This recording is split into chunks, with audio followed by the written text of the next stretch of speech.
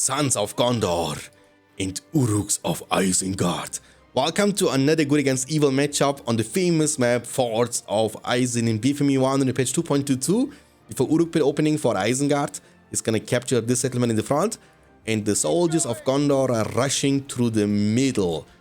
And also Peregrine of the Tower Guard has been recruited, and his mission is to capture these two outer settlements. That means his soldiers can do whatever they want to do, which of course is always to put pressure on the enemy Lumbermills. So the Uruks are looking for the soldiers because they were expected to come from the top side, but you know, that's the game. You need to do unexpected stuff. The war chant is going to be used on the Uruk number 2. He will be able to maybe kill one of the soldiers before they can make it to the Elven Wood, on which they are way stronger. Also negates the effect of the war chant, which means the Uruks will deal a bit less damage to you.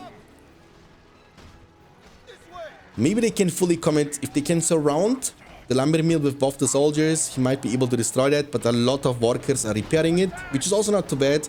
But I think Gondor kind of feeling not confident enough to keep committing on the Lumbermill. Now he's gonna turn and fight the Uruks instead. In the meantime, Peregrine was able to capture both the outer settlements, and now he's also moving to Isengard. Remember, there was always a warning about Mordor. Everybody was like, okay, nobody can walk simply into Mordor, but nobody was talking about Isengard. Apparently you can just simply walk into Isengard.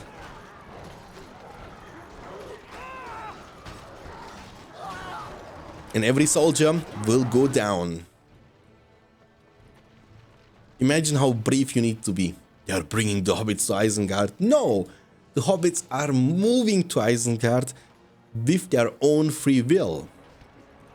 One Uruk will be able to commit to this farm, that's good. The stable has been fully built up, and the first knight of Gondor is already almost out, has been just recently recruited.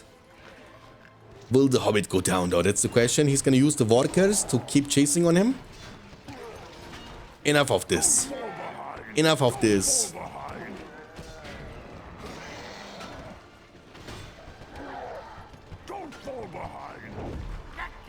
And he was able to get cloaked too, that's so good. Buying so much time against those Uruks.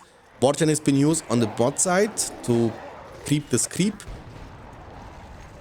And the Uruk in the front was able to destroy one of the farms from his opponent. That's also pretty good.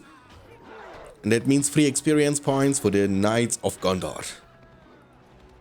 And that's gonna be the creep number 2 for Isengard. The Uruk pikeman is gonna be sent forward, but 2 of them already have been taken down. The plan is to camp him in front of the gate and force your opponent to build a postern gate. It will kinda disturb the second Knight of Gondor. But remember, Gondor can always build a postern gate and he should be just fine to go. But sometimes you don't pay attention and you're like setting a waypoint here and they ride out directly into the pikeman and die. Ooh, actually good one here from Eisen. He was able to kill 2 of the soldiers, or the Knights of Gondor rather. Creep number 2 has been taken. And that was the creep number 1 for Gondor. We have still plenty of creeps left. We have 4, because in total you have 6 on this map.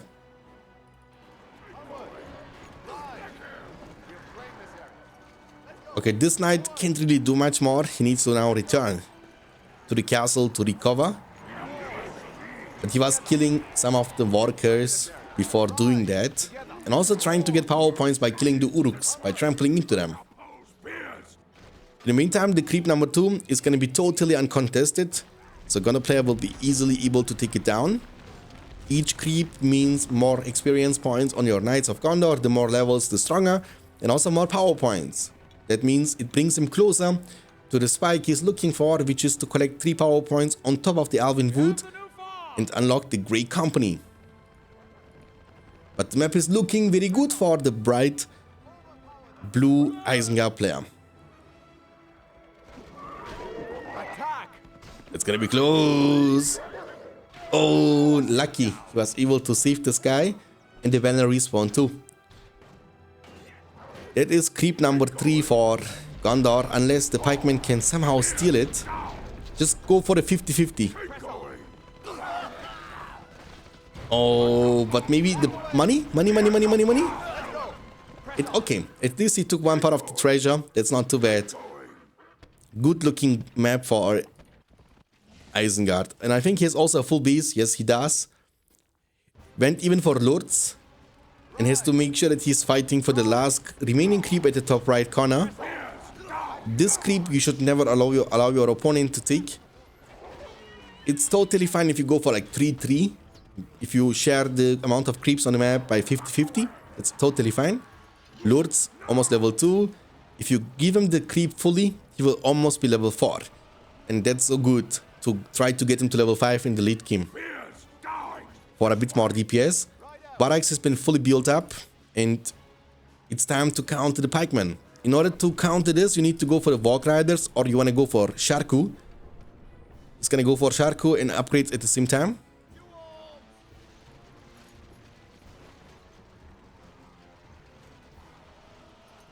We've improved the barracks. And still one power point missing for the Grey Company. Lord's taking a lot of damage from the barracks, but he should be getting level 3 now and use Carnage to kill them. Let it be Carnage. Take this, take that, take this. Okay, almost level 4, that's pretty good. Sharku is going to be sent forward to trample into the soldiers of Gondor. And Knights of Gondor in the meantime are trying to reclaim some of the map control. Stable, he has only recruited 2 Knights of Gondor so far, but one of them is level 5. And one of them is level 1, only level 1. So that's a very important. I think this Knight of Gondor was the one who was getting and killing everything. Oh, Lords might be in trouble though. Oh, unfortunate. I mean, unlucky land covering. Maybe he could place it in a way in which he could cover both of them. Like, I don't know the placement of the Elven Wood. Maybe it was a little bit too far away, but I think you could just position it in the center so you can, kind of destroy both of the enemy lands with only one of your land. Would be the best situation. Lords level almost 4. He's losing some of the pikemen, unfortunately. When it comes to upgrade the pikemen, I think the best upgrade you can get is the banner, which is not only like super effective because you take a fight and you survive that and you can respawn your full battalion over time, but also it's the cheapest one. 300 versus 480 for the Forge Blades. And money is always an important thing, especially in the early mid game, because when it comes to the armory, I am a person I like to demolish it as soon as possible. So I want to buy all the upgrades first before purchasing them on my units. I don't want to spend like a whole spot in my base because I have only 8. So I don't want to lose 1 out of 8 spots in my castle. Now we see the legendary and famous Soldier Tower Guard combination. I like it. In order to counter this, you need to make your own combos between Uruks and Uruk pikemen. Lords level 4, that's pretty good. What you could always do is throw the sword, use Carnage, and take them down with your Lords. Lords is also faster than these combos. But you don't want to fight them with your pikemen. You want to fight them with your pikemen and Uruk combo. Great Company is available. Map is still looking very, very good for Isengard. And Grey Company will be now special summoned. And killing some of the pikemen. One of them is going to be totally destroyed and taken down. And now you want to look to find a bit more. Level 5. There comes Sharku. Sharku can't one-shot them. And you can't even trample into them. They are immune to trample when they are using the sword mode. They are pretty much working the same way like the elves, only like a skin. They have the same range and the same damage and the same HP and tankiness like the elves, I mean, from the Rohan faction. Pretty evenish.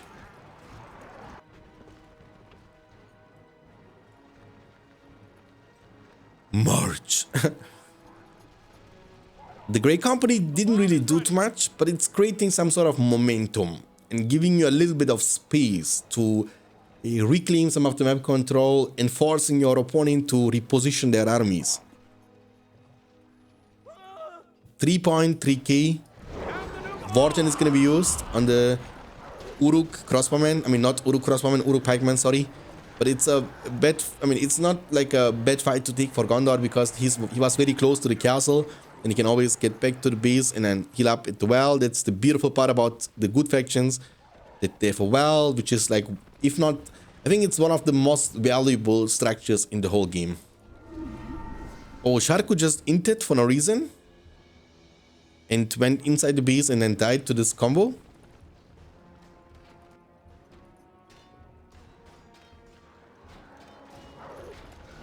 $4.5k, but we have an army of Isengard. The armies of Isengard are approaching, like on a mission Helm's Deep. But my lord, there is no such force.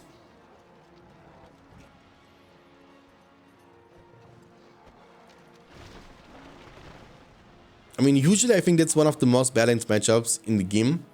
Gondor against Isengard. It can always go either way. I think it's a little bit easier to play it from the Isengard perspective in the early mid game, but then a lot more easier in the super late game to play it from the Gondor perspective. And if again on the field, when you have good map control, good money, you can go for the trebuchet. Like late game, you have the best powers in the whole game. You have plenty of summons, you can rotate through them, you can summon the Grey Company over and over again, you can summon the Rohan allies over and over again, especially the Eagles when it comes to kill the heroes. And once you get to the EOD, you should be just fine. But this matchup requires a lot of map control for Gondor. Like, you want to be the one who is controlling at least half of the map, at least one out of the 2 outposts. It's like the minimum requirements for you to win the late game. If you are camping, you can't win against Eisen because his Balrog will just end your life. This combo is respawning slowly but surely over time. I think he's waiting for Saruman to arrive. Lords died somehow. He's still far away from Saruman. He's going for 3 rams. Maybe he can go for even more rams, but his command points kept. Didn't go for the devastation. Has still decent map control. And his outpost with 2 furnaces. So he's making good amount of money. And since his command points kept, he cannot really invest the money into anything else. So he's willingly or unwillingly forced to save enough resources to recruit his Saruman. Heroes in this game cost no command points. So you can always recruit them even if you are kept. Demolishing the buildings. Hopefully he didn't revive his lords from this outpost. It would be really foolish to do. Maybe never mind. He doesn't want to commit to the outpost. And he has enough money for Saruman. Okay, now we have 3 rams. 1, 2, 3 combos. Lords, all about it, level 5. And a Saruman too. Like, that's as strong as Isengard can get army-wise. With War Chant, Lords and Saruman, your army is not gonna just deal hella damage, but also will be super tanky. It will be super difficult for Gondor to fight against that, even with his Soldier Tower Guard combination, but he has a White Wizard. A new power is rising. It's But so does Isengard. You should join with him, Gandalf. You should join with Saruman. It would be wise, my friend. Okay, so the plan of Gondor, I think, is to deny him from, or delay him from sieging by taking down... Ooh, fireball! 1 whole battalion has been totally taken down. The stable is level 2.5. He needs to make sure that he's protecting his Knights of Gondor. That's super important.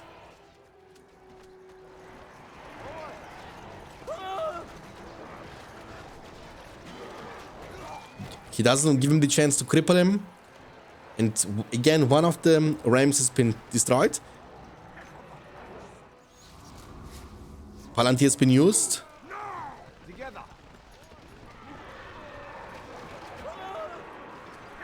Oh, beautiful trample into the backline. Killed, I mean not killed, but dealt a lot of damage to the crossbowman. Level 7 Knights of Gondor.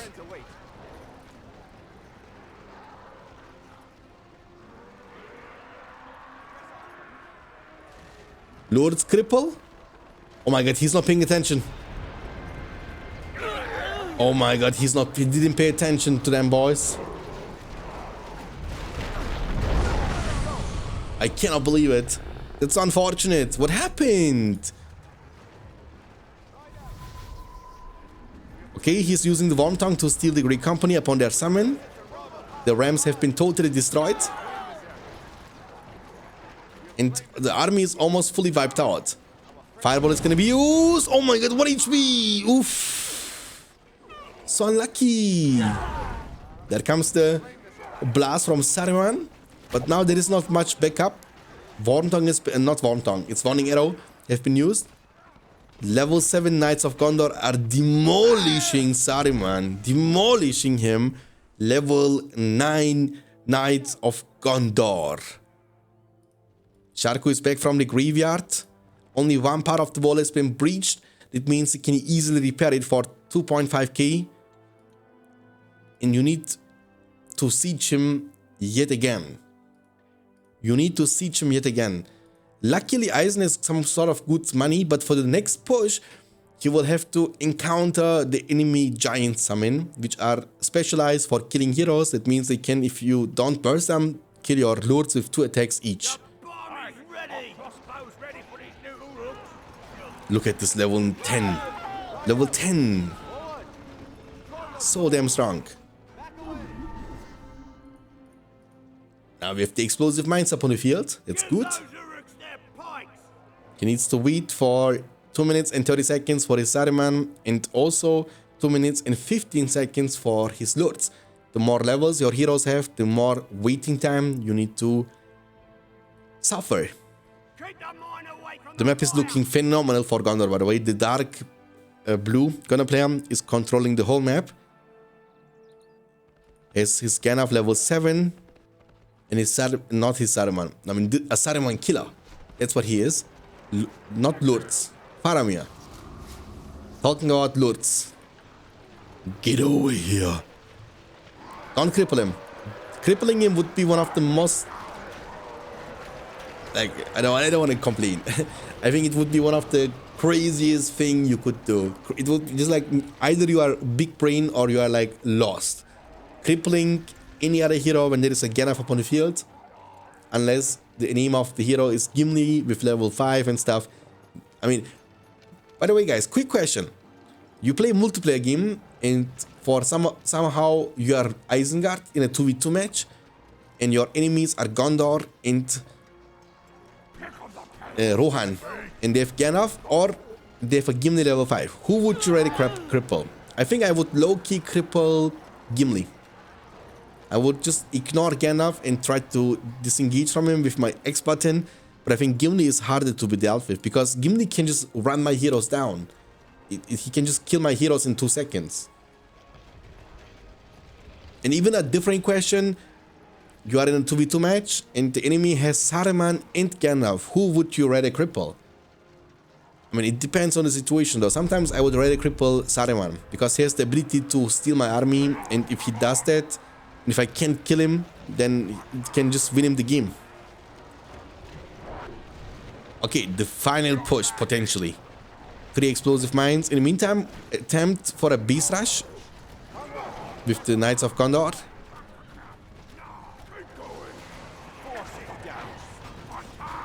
The base swap action. Boom, son. The Uruk-pit rank 3 is super tanky though. That's gonna be a good catch with Gandalf. But in the meantime, he's committing. He's fully committing. Saruman is getting chunked a little bit. He has 2 explosive mines. When he does it nicely, one here and one here, he can destroy up to 4 parts of the wall. Don't put them very close to each other. Boromir is getting chunked a little bit. Like, this is a bad explosive mine. Oh my god, did Lord's die? No, Lord's still alive somehow. Oh my god, Lord's alive. Oh, the last attack from Faramir killed him. Good dodge, good dodge. Good dodge. 2 parts of the wall broken. Each part of the wall you need to repair, you need to invest 2.5k for that. It's 5,000. You want to go for a well distraction. That's super important. But remember, he lost the Lords, which means he lost that 60% DPS he desperately needs.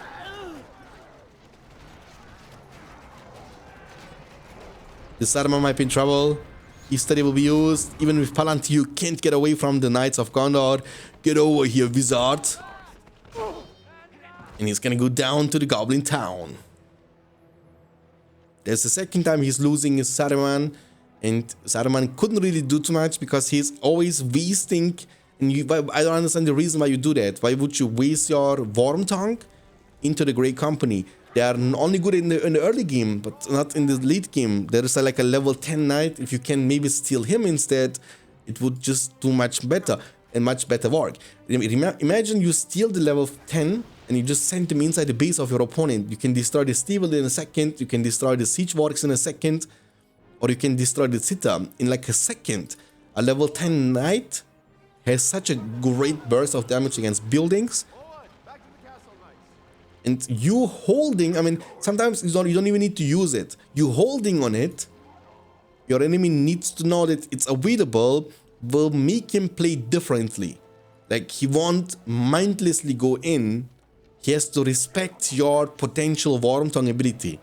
Sometimes it's better to not use it than to just waste it. PowerPoint wise, we have 9 power points collected for Tristan, the Gunner player. He's only 1 power point away from getting to unlock his off-breakers. The EOD will be there very soon. And the Isengard player Balinduru has almost 16 power points collected after the Field of Fires and still needs 4 power points and a quarter for his own ultimate summon, the Balrog. Be careful there, Sharku. They are level 10, bro. They are not to be joked with. I mean, he has saved a lot of them. They will eventually respawn back to full HP. And this way, he can even extend the command points a little bit.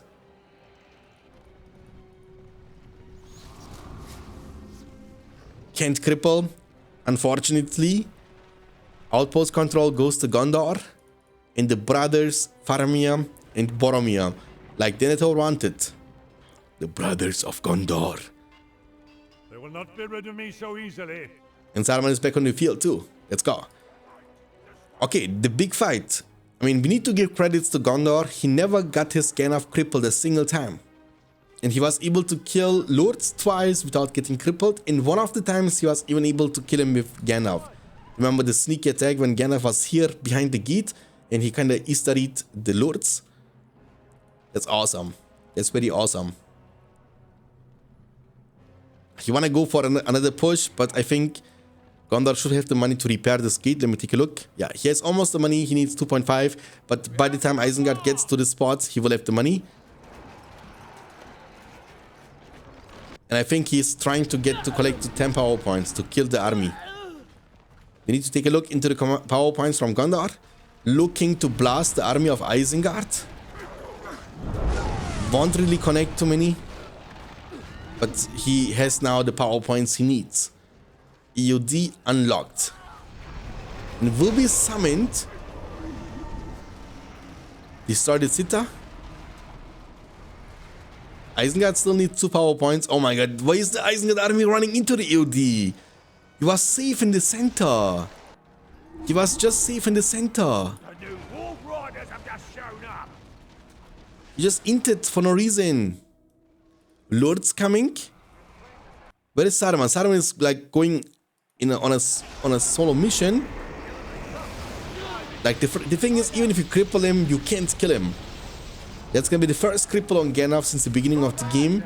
He's gonna draw the sword, but there is no shot he can kill him, no? Like, that's madness. If you think you can solo Lords, I mean, I'm talking to Lords. If you think, Lords, that you can solo Gandalf just because you crippled him, you're crazy. I heard the Balrog summon. Balrog is here. He's flying with his wings. Balrog of Morgoth.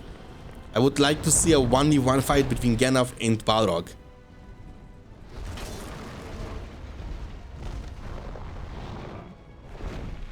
To me, my servant. Oh, Saruman is dying too. Where is Saruman at? Boromir died though.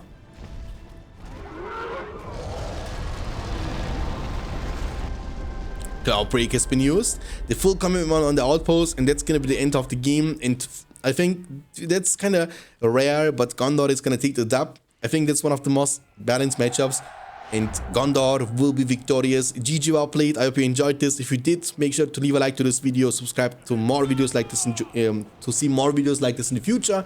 I will see you next time. Until then, take care of yourself, keep hitting like a truck, and as always, stay beyond standards. Peace out, boys.